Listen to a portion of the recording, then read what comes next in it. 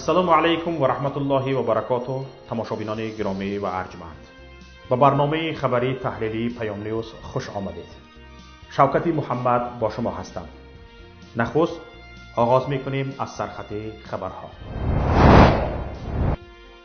صدقه 18 وگانه ازبکستان به تاجیکستان و واکنش فعالان جامعه. سرعت اینترنت در تاجیکستان از پسترین ها در جهان. صندوق بین المللی پول اعلان کرد که اقتصاد جهان در سال 2020 بزرگترین کساد اقتصادی در 80 سال گذشته را تجربه می کند. دیروز رسانه ها نوشتند که کشور همسایه ازبکستان که حالا خود از پهنشوی کرونا ویروس در اکثر شهر و نواحیش رنج میبرد، با تاجیکستانی که حالا یک نفر گرفتار به کرونا ویروس به قید گرفته نشده است، 18 وگان پر کمک بشردوستانه فرستاده است.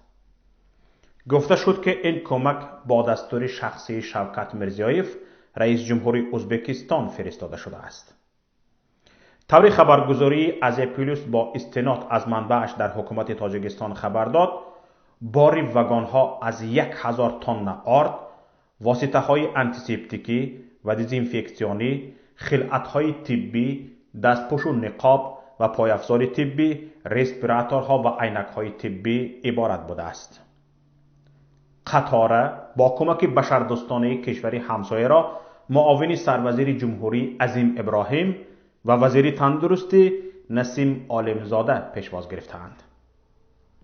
حالا طبق معلومات رسانه‌ای شده از آغاز خروج بیماری تا امروز نزدیک به 600 نفر مبتلای کرونا ویروس در ازبکستان به قید گرفته شده.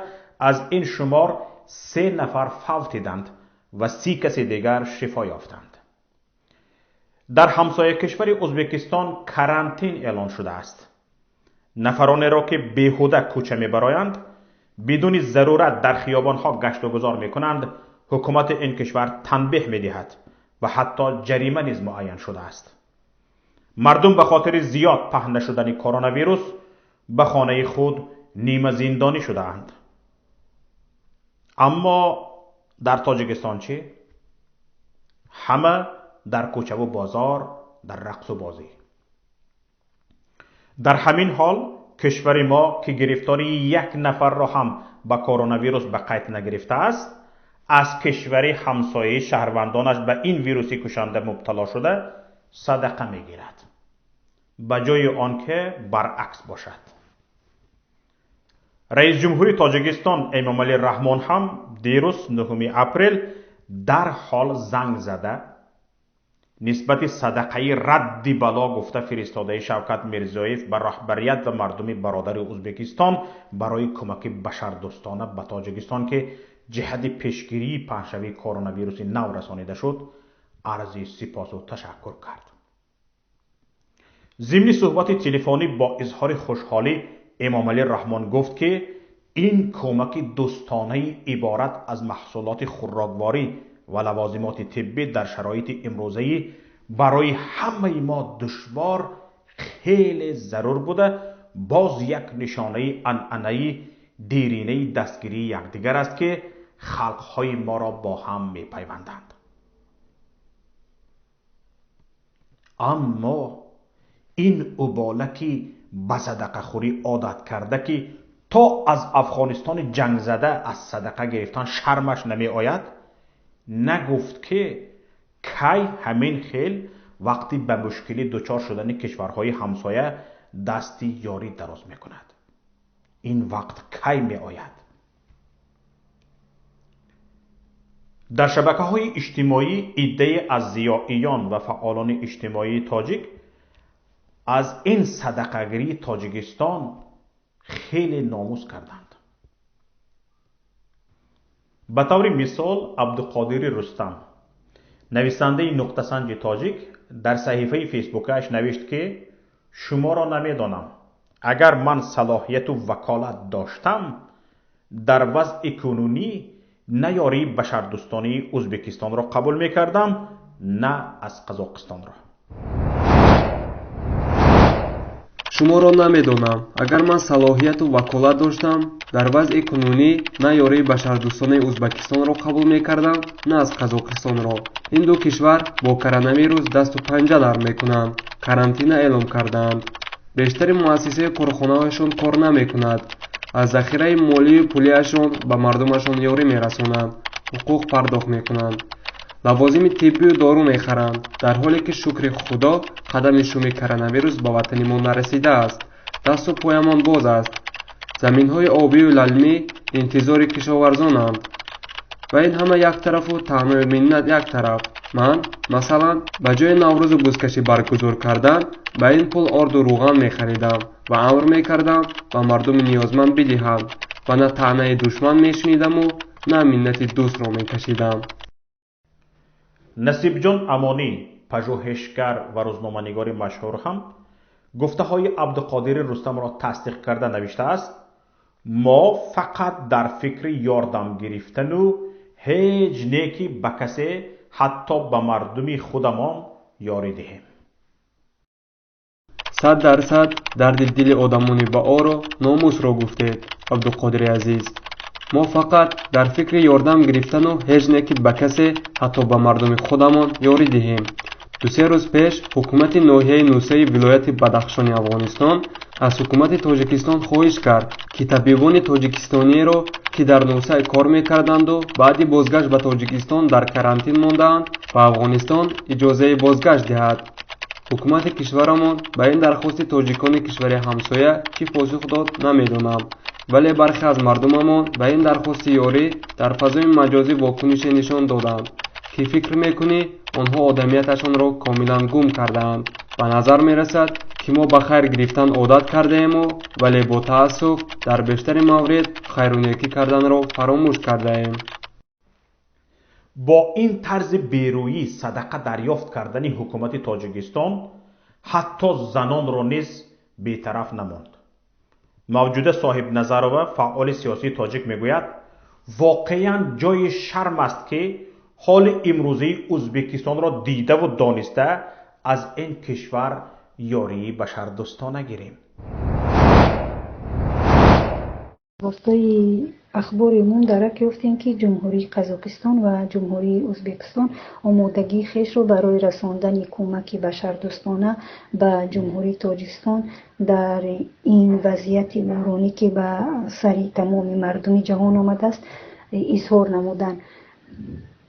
ва ҷумҳурии Ӯзбекистон як миқдор кӯмаки башардӯстона ҳам ба ҷумҳурии Тоҷикистон фиристонд, дар ҳоле ки ҷумҳурии Ӯзбекистон имрӯз дар як вазъияти бад қарор дорад ва ба муқобили ин вабо мубориза бурда истодааст. пас дар ин шароит чӣ гуна Тоҷикистон тавонист ва чӣ гуна ҳукуматдорони мо тавонистанд ки шарм надошта аз ин кишварое ки имрӯз худашон як ҳоли ногувор доранд кӯмак талаб карданд. оё Тоҷикистон наметавонист ки дар ин шароит баръакс аз ҷашну чоравиниҳои серхарҷу бо дабдаба даст кашаду ба як кишвари ҳамчун як кишвари мустақил, ҳамчун як кишвари дӯст ва бародар ба кишвари дӯст ва бародари худаш кӯмак расонад? хеле ҳам шармовар аст ва хеле ҳам ҳодисаи нангин аст ки дар ин шароит Тоҷикистон аз ин кишвар кӯмак дархост мекунад. ин дасти тама дароз кардани Тоҷикистон ба киссаи дигарон бори дигар далолат бар он аст ки ҳукумати Тоҷикистон ҳеҷ вақт аз гадогии худаш даст намекашад, аз талбангадагии худаш даст намекашад ва ҳар як мушкиле ки ба сари мардуми Тоҷикистон мебиёд, он наметавонад ки ин мушкилро бе кӯмаки дигарон ҳал кунад. яъне ҳар вақте ки ба сари мардуми тоҷик ягон мушкил омад, он чашми умед ба сӯи дигар кишварҳо медӯзад ки барои Тоҷикистон кӯмак расонанд. пас дар ин шароит ин мустақилияти Тоҷикистонро зери суол намегузорад. акнун дӯстони азиз, тамошобинони гиромӣ, худатон қазоват кунед. сар то по ҳукумати Тоҷикистон шиорашро гур сӯзаду дег ҷӯшад, номард бошам зинда бошам кардааст. мутаассифона ин маломат, таънаи душман шунидану миннати дӯстро кашидан تنها از حکومت نیست، بار گردن هر یک نفر ملت است. در عرفیت دست گیرنده پایین و دست دهنده بالا میگویند. تا کی ما دست پایین و سرخم میمانیم؟ تا کی هر کجای از تاجیک نام گرفته شود یک ملت بیچاره کوچروب و صدقه خور پیش نظر همگان می آید؟ تا کی؟ برنامه ما ادامه دارد. در دوام همکارم صفیه چند خبرهای مهمی از رسانه‌های دیگر گرد آورده اش را به شما گزارش می دهد. برخی شرکت‌ها و سازمان‌های خصوصی در تاجیکستان تقسیم رایگانی نقاب طبی را بین مردم آغاز کردند. مهمانخانه در شهر دوشنبه تقسیم حدود 10,000 نقاب طبی رایگان را در بین راهگذران و مشتریان خود آغاز کرده است. فیروزه جلیل و مدیر رستوران و رسانه‌ها گفته است: ما می‌خواهیم به این روش هشدار دهیم که رعایت قوانین بهداشت و استفاده از نقاب‌های طبی محافظ بهترین راه جلوگیری از پهنشوی بیماری کرونا ویروس است. با گفت فیروزه جلیل و اگر بیماری کرونا پهن شود ما هم مشتریان خود را از دست می‌دهیم، بنابراین شروع به تقسیم نقاب طبی رایگان کردیم. راهگذران در خیابان‌های دوشنبه با اطلاع از این اقدام به این رستوران آمدند و از آنها نقاب طبی دریافت کردند. راهگذران و نفرانی که در نزدیکی قهوه‌خانه کار می‌کنند میگویند که این اقدام بسیار خوب و سزاوار پشتیبانی است. با باوری شاهدان این حال اگر مردم در این روزهای سخت از نقاب‌های طبی استفاده کنند خوب خواهد بود. در همین حال ایده از کاربران شبکه‌های اجتماعی برینند که در تاجیکستان مقامات کشور تاجران و صاحبان کارخانه و کارگاه‌ها را مجبور به آن می‌کنند که دارایی خود را برای ساخت و دوخت نقاب‌های طبی صرف کنند و آن را رایگان به مردم تقسیم نمایند. صندوق بین المللی پول اعلام کرد که اقتصاد جهان در سال 2020 بزرگترین کساد اقتصادی در 80 سال گذشته را تجربه می‌کند و در این شرایط اقتصادهای نوپای کشورهای کم درآمد افریقا، امریکای لاتین و آسیا ممکن است ضرری بیشتری بینند.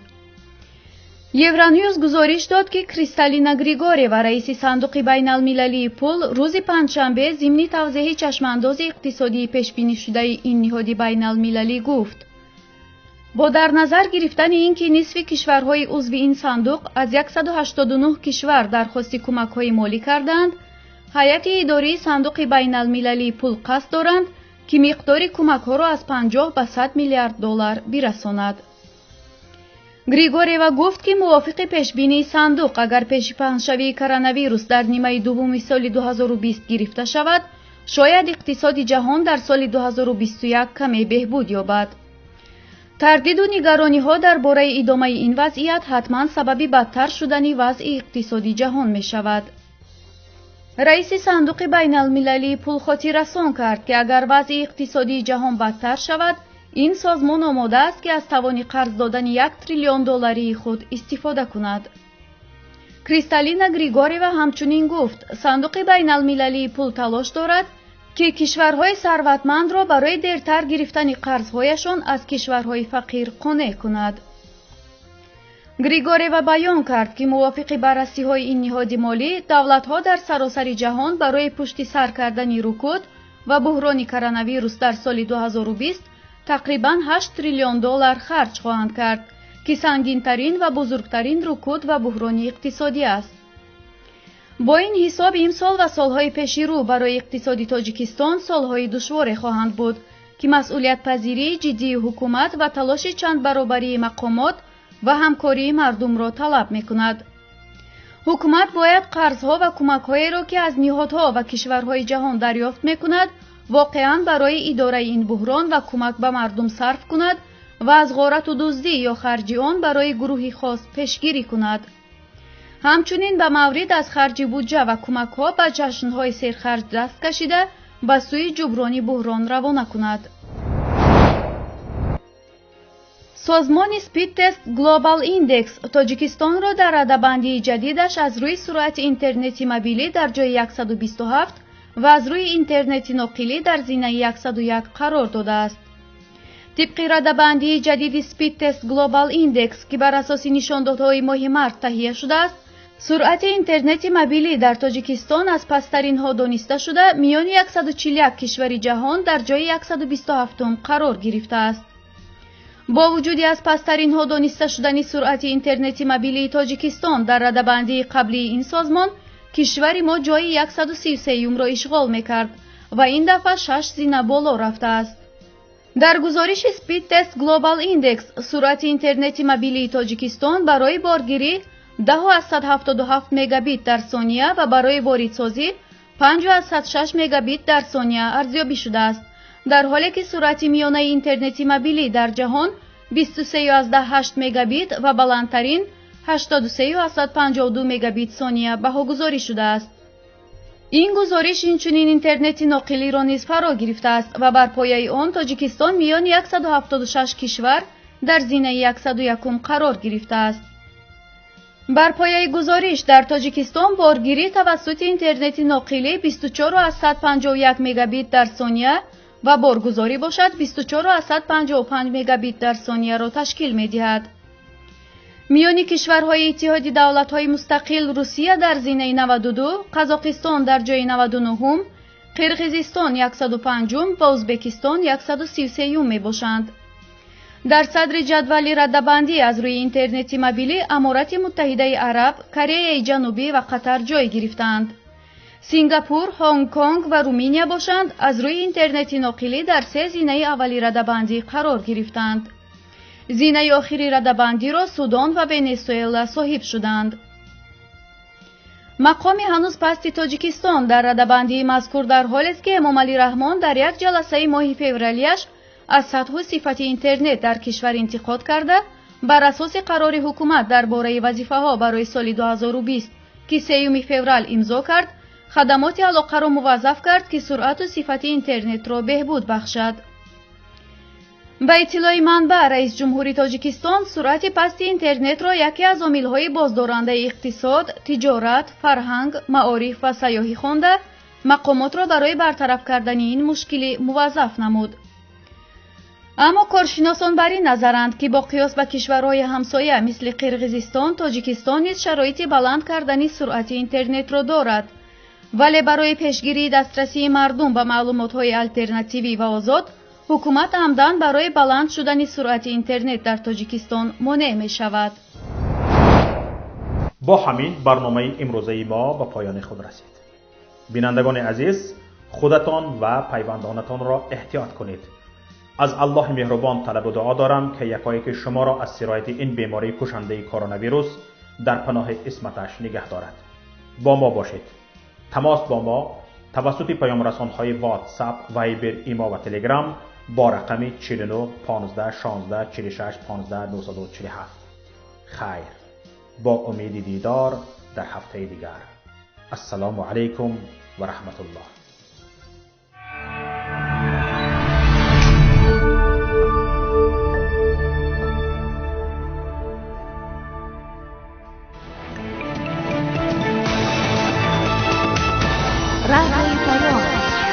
در فضای سیاست صدای جدید. رادیوی پیام.